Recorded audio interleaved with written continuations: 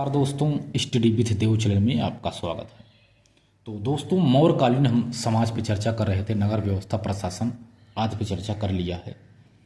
अब दोस्तों देखते हैं मौर्यकालीन शिक्षा के केंद्र। तो मौर्यकाल में शिक्षा के 3 केंद्र से उस समय तक्षशिला, जो इस समय पाक में पड़ता है, पाकिस्तान में, तक्षशिला, उज्जैन मध्य प्रदेश, सारनाथ यानी उत्तर प्रदेश में स्थित है वाराणसी। तो मौर्यकालीन जो शिक्षा का केंद्र है 3 है प्रमुख, तक्षशिला, उज्जैन और सारनाथ। 3 था दोस्तों, ठीक है। तो 3 तरह का समाज है, वो शिक्षा का केंद्र है।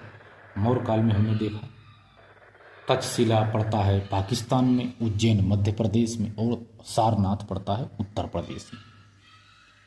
मौर्यकालीन अर्थव्यवस्था, आइए देखते हैं मौर्यकालीन अर्थव्यवस्था को 3 भागों में बांट सकते हैं। 3 प्रकार से हम इन व्यवस्थाओं को हम देख सकते हैं।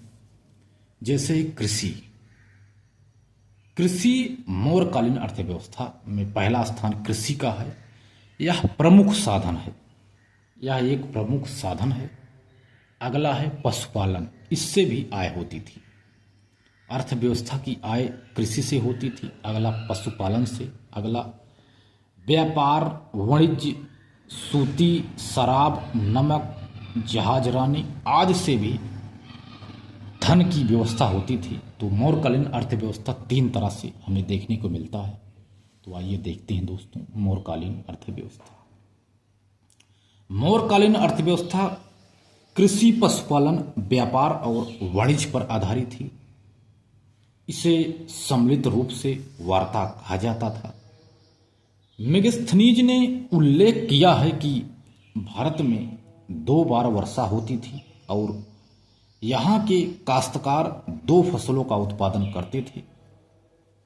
मौर्यकालीन अर्थव्यवस्था का सबसे प्रमुख साधन कृषि थी।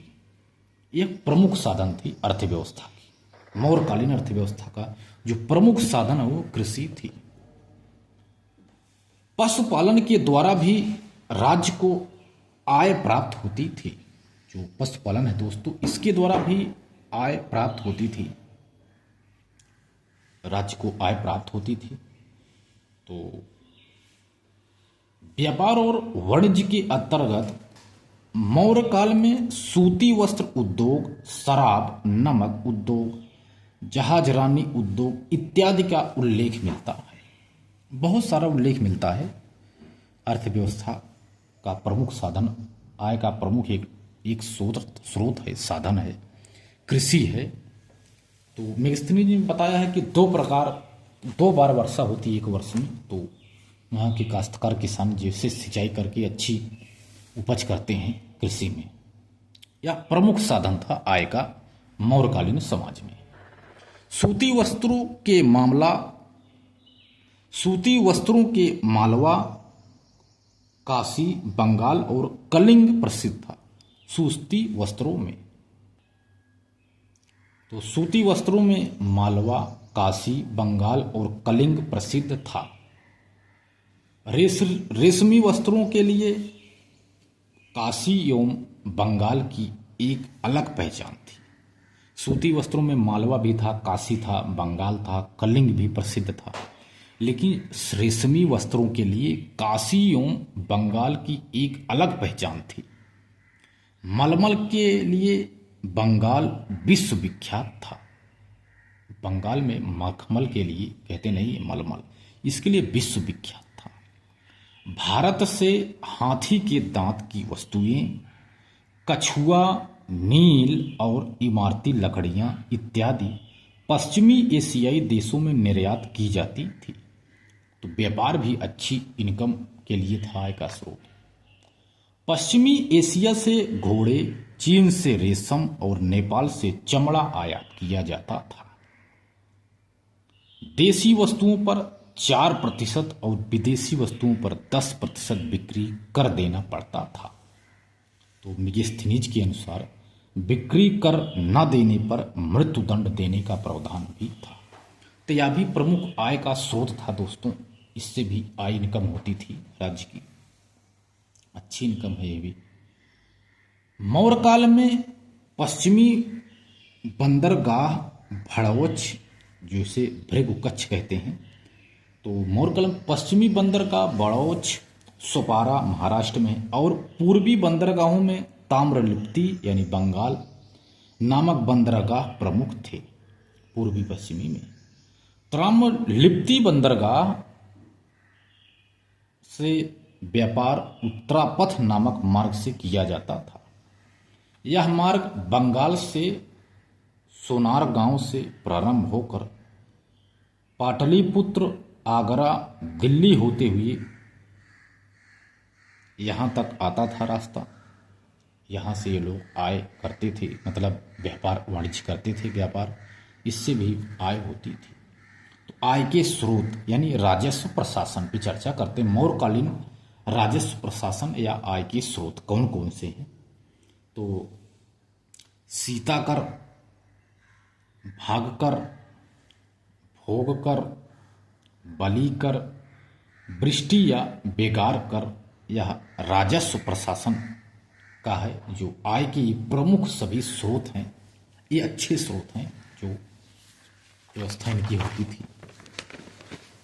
जैसे जो सीताकर है दोस्तों, सीताकर राजकीय भूमि के प्राप्त होते थे, राजकीय भूमि के द्वारा जो प्राप्त होते थे इनको सीताकर कहते हैं। भागकर यानी राजस्व कर पैदावार का 1/6 भाग लिया जाता था, इसे भागकर कहते हैं। ये सभी आय के स्रोत हैं। भोग कर यानी उपहार कर, फल फूल सब्जी इत्यादि पर लगता था। बलि कर यह एक धार्मिक कर था। वृष्टि या बेगार कर यह एक निःशुल्क कर था, निःशुल्क कर आदि था। कौटिल्य ने अर्थशास्त्र में राज्य के आय के 7 साधन बताए जिन्हें आय शरीर कहा जाता है।